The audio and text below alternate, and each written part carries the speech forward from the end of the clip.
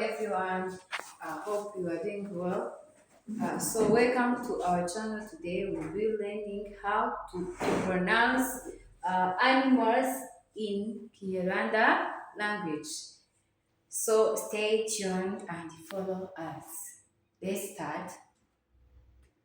Cow, inka, pig, ingurube, chicken, inkoko, monkey, inkende, goat, ihene, cat, ipusi, dog, imbwa, rabbit, urukwavu, gorilla, ingagi, duck, imbata.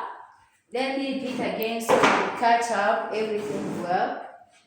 Cow, inka, pig, ingurube, chicken, inkoko, monkey, inkende, goat, ihene, cat, ipusi, dog, imbwa, rabbit, urukwavu, gorilla, ingagi, duck, imbata. Let me hope that you have enjoyed the lesson of